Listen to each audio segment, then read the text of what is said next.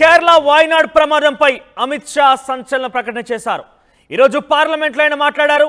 రాజ్యసభలో ఆయన చేసిన ప్రకటన పెద్ద ఎత్తున దుమారంగా మారింది. అయితే ఈ పూర్తి ప్రమాదానికి కారణం కేరళ ప్రభుత్వం నిర్లక్ష్యం అంటున్నారు అమిత్ షా. పూర్తిగా కేరళ ప్రభుత్వం యొక్క నిర్లక్ష్యం కారణంగానే ఈ కొండ చర్యలు విరిగిపడ్డాయి. పూర్తి స్థాయిలో ఇంతటి స్థాయిలో విధ్వంసం జరిగిందంటూ ఏకంగా పార్లమెంట్లోనే అమిత్ షా మాట్లాడడం పెను దుమారంగా మారింది. ఇక కొండ చర్యలు విరిగిపడే ప్రమాదం ఉందని ఈ నెల 23నే హెచ్చరించామంటూ అమిత్ షా చెప్పారు. అయితే ఈ నెల 23నే ఈ యొక్క ప్రమాదం సంభవించే అవకాశం ఉన్నట్టుగా కేంద్ర ప్రభుత్వం నుంచి కేరళ రాష్ట్ర ప్రభుత్వానికి హెచ్చరికలు జారీ చేశామంటూ అమిత్ షా చెప్పారు. అయితే ముందస్తుగా హెచ్చరించినా కూడా కేరళ ప్రభుత్వం ఎటువంటి నిర్ణయం తీసుకోలేదు. సరైన సమయంలో ప్రజలు సురక్షిత ప్రాంతాలకి తరలించలేదు. వాయనాడ్ ఘటనపై రాజకీయం తగదు అంటున్నారు అమిత్ షా. కేరళలో పరిస్థితిని ఎప్పటికప్పుడు రివ్యూ చేస్తున్నాం. సహాయక చర్యలు కొనసాగుతున్నాయి. ఎయిర్ ఫోర్స్ను రంగంలోకి దించాం. ఎన్డీఆర్ఎఫ్ బృందాలు కూడా 24 గంటలు కష్టపడుతున్నాయి అంటున్నారు అమిత్ షా. ఇక కొండ చర్య విరిగిపడిన ఘటనపై 150 మందికి పైగా మృతి చెంది ఉంటారంటూ కూడా ఆయన చెప్పారు. మరో 200 మంది గల్లంతై అయి ఉంటారు. వారికి సంబంధించి ఇంకా వారిని రక్షించేందుకు, వారిని వెలికి తీసేందుకు సహాయక చర్యలు కొనసాగుతున్నట్టు కూడా పార్లమెంట్లో అటు రాజ్యసభ వేదికగా అమిత్ షా మాట్లాడారు. ఇక్కడ ఆయన మాట్లాడిన మాటల్లో కేరళ ప్రభుత్వమే దీనికి పూర్తి స్థాయి బాధ్యత వహించాలి. కేరళ యొక్క ప్రభుత్వ నిర్లక్ష్యమే ఇంతటి పెను ప్రమాదానికి కారణం అంటూ అమిత్ షా మాట్లాడిన మాటలు సంచలనంగా మారాయి. ఒకసారి పార్లమెంట్ రాజ్యసభ వేదికగా అమిత్ షా మాట్లాడినటువంటి ఆ సిచ్యువేషన్ ఆయన ఏం మాట్లాడారో విందాం ఒకసారి. सभापति महोदय, स्टेटमेंट जो है भारत सरकार का वो नित्यानंद जी ही बताएंगे, मगर मैं कुछ चीजों की स्पष्टता करने के लिए आपकी अनुमति से इस सदन के सामने खड़ा हुआ। सबसे पहले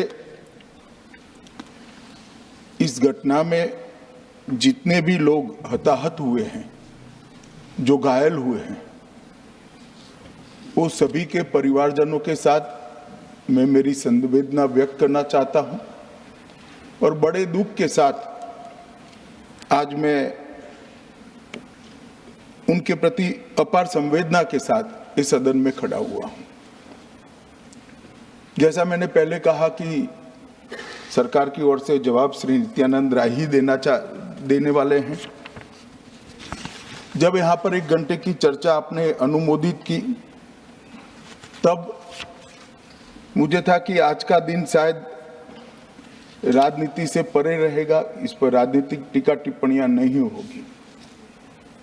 खैर, उद्देश्य से या जानकारी के अभाव से कुछ टिप्पणियां भी हुई और कुछ सदन को पूरा देश देखता है, इसलिए देश के सामने कोई गलतफहमी न हो जाए, इसलिए मैं स्पष्टता करने के लिए खड़ा हुआ। दोषारोपण हुआ या जानकारी के अभाव में मुझे मालूम नहीं है, मगर मुझे स्पष्टता करनी है माननीय महोदय, आपके माध्यम से सदन से और सदन के माध्यम से पूरे देश को। Early warning early warning early warning early warning बोलते ही गए। अंग्रेजी में जितने भी गंभीर प्रकार के शब्द है अपने भाषण में डालकर इसको बताया गया। मैं सदन के सामने स्पष्टता करना चाहता हूं, 23 जुलाई को केरल सरकार को अर्ली वार्निंग भारत सरकार की ओर से दी गई थी। 23 जुलाई, 7 दिन फिर 24 को गई, फिर 25 को गई, 26 तारीख को मान्यवर ये कहा गया कि 20 सेंटीमीटर से ज्यादा वर्षा होगी, भारी वर्षा होगी, लैंडस्लाइड होने की संभावना है, मड भी रस होकर आ सकता है और लोग इसके अंदर दबकर मर भी सकते हैं। मैं कुछ कहना नहीं चाहता था मान्यवर, मगर भारत सरकार की अर्ली वार्निंग सिस्टम पर सवाल किए गए, इसलिए मैं कहता हूं प्लीज लिसन अस, मत चिल्लाइए, प्लीज रीड इट। जो वार्निंग भेजा है उसको पढ़िए जरा। और इस देश में कई राज्य सरकारें ऐसी हैं जिन्होंने इस प्रकार की वार्निंग का उपयोग कर जीरो कैजुअलिटी डिजास्टर मैनेजमेंट किया है। मैं ओडिशा राज्य सरकार के लिए भी, उस वक्त हमारी नहीं थी, नवीन बाबू की थी, हमने 7 दिन पहले साइक्लोन का अलर्ट भेजा, सिर्फ एक व्यक्ति मारा गया, वो भी गलती से मारा गया। गुजरात सरकार को हमने साइक्लोन का अलर्ट 3 दिन पहले भेजा, एक पशु भी नहीं मरा साहब। मगर मैं बड़ी विनम्रता के साथ कहना चाहता हूं कि आप जो घिसे पीटे शब्द यहां लेकर आए हैं और डिमांड ही करते जा रहे हैं, अर्ली वार्निंग सिस्टम है। भारत सरकार ने 14 के बाद अर्ली वार्निंग सिस्टम के लिए 2000 करोड़ रुपया खर्च किया है और इसको साझा किया जाता है मान्यवर। 7 दिन पहले हर राज्य को सूचना भेजी जाती है और वो सूचना साइट पर सबके लिए भी उपलब्ध है, माननीय सांसदों के लिए भी उपलब्ध है। मगर कुछ लोगों को है कि यहाँ की साइटें खोलते ही नहीं है, विदेश की ही खोलते हैं। तो अब विदेश में तो इसकी अर्ली वार्निंग सिस्टम आएगी नहीं, हमारी साइट देखनी पड़ेगी मान्यवर।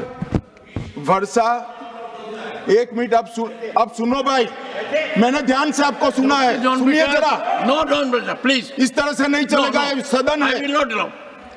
The facts and figures and details are being imparted. Please, मान्यवर, Honorable Minister. मैं तो उस उद्देश्य से ही कहता हूं इसको सुनकर सभी राज्य अलर्ट हो, अर्ली में अलर्ट हो जाए। मेरा किसी को ताना लगाने का आशय नहीं है।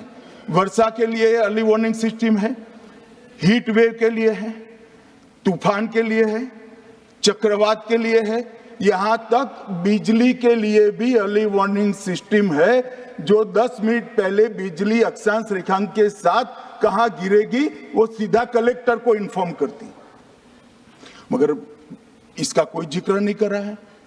मैं तो मानता हूं जानकारी का अभाव होगा, जानकारी का अभाव है तो भी ठीक नहीं है, और राजनीति है मान्यवर तो बहुत दुखद है मान्यवर।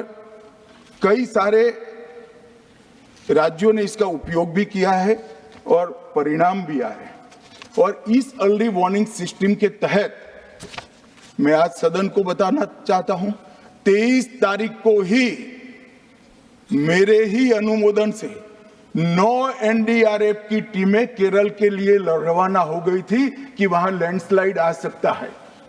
भारत सरकार ने 9 एनडीआरएफ की टीमें विमान से वहां भेजी।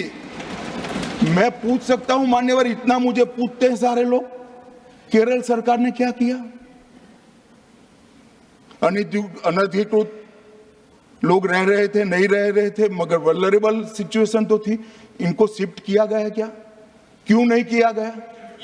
कौन रोकता था? और शिफ्ट किया तो मरे कैसे?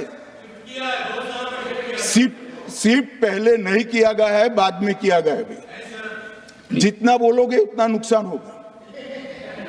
मैं बोलना नहीं चाहता, परंतु जब आप आरोपात्मक तरीके से बात करते, मैं शांति से यहाँ बैठकर सुनने ही आया। मान्यवर, मैं आज आपके माध्यम से कहना चाहता हूं कि early warning system Narendra Modi ji 2014 में प्रधानमंत्री बने, 2016 से ये प्रोजेक्ट चालू हुआ और 23 तक दुनिया की सबसे आधुनिक अर्ली वार्निंग सिस्टम कहीं पर है तो भारत में। और इसका 7 दिन पहले इसका अनुमान देने वाले 4 ही देश है, उसमें से एक भारत है। मगर उसको पढ़ना पड़ता है, डिमांड करने से कुछ नहीं होता। मान्यवर, जो उन्होंने कहा कि भाई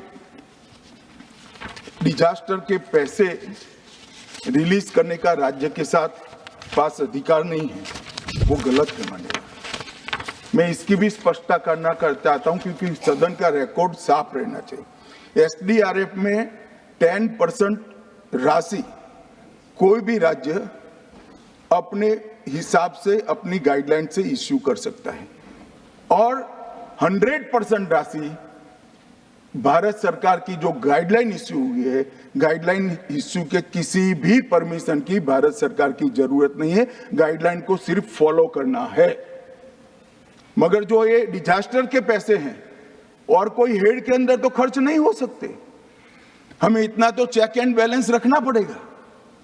तो फिर भी 10% खर्च तो डिजास्टर के नाम से कुछ भी आप करें कोई नहीं पूछता है। 90% खर्च आप गाइडलाइन के हिसाब से डिजास्टर के लिए भारत सरकार की कोई परमिशन लेने की जरूरत नहीं। और बंगाल का भी कहा मान्यवर, डिटेल स्टेटमेंट नित्यानंद जी पढ़ेगी, मतलब मैं स्ट्रक्चर स्टेटमेंट नहीं दे रहा हूं, सिर्फ स्पष्टताएं कर रहा हूं। मान्यवर बंगाल का भी कहा, हमने 6,244 करोड़ रुपया 14 से 24 तक बंगाल के अप्रूव किए हैं और जिस प्रकार से इनके खर्च का हिसाब आता है इस हिसाब से रिलीज होते हैं, उसमें से 4,619 4619 करोड़ रुपया हमने रीएम्बर्स कर दिया है, मगर वहां थोड़ा प्रॉब्लम है हिसाब भेजने में। अब वो तो मैं अच्छे से नहीं कर सकता साहब, बंगाल ने ही करना पड़ेगा। अकाउंट देना पड़ता है तो सरकार है, कोई पॉलिटिकल पार्टी नहीं है ना। सरकार के कुछ रूल्स होते हैं, रेगुलेशन होते हैं, अकाउंटिंग सिस्टम होती है, एजी का ऑडिट होता है। हम किसी को नहीं मानेंगे तो थोड़ी तकलीफ आएगी, मगर धीरे धीरे आदत पड़ रही है, इंप्रूवमेंट आया है। इसीलिए 6244 में से 4619 करोड़ रुपया इनका रिलीज हो चुका है। और मैं फिर से कहना चाहता हूं मान्यवर, अर्ली वार्निंग सिस्टम दी गई थी, इसीलिए 23 तारीख को हमने एनडीआरएफ की 9 बटालियन वहां पर 9 बटालियन वहां पर हमने भेज दी थी और 3 कल रवाना करी है। एनडीआरएफ की बटालियन उतरने से भी अलर्ट अगर हो जाते तो काफी कुछ बच जाता, मगर मैं किसी पे दोषारोपण नहीं करना चाहता हूं।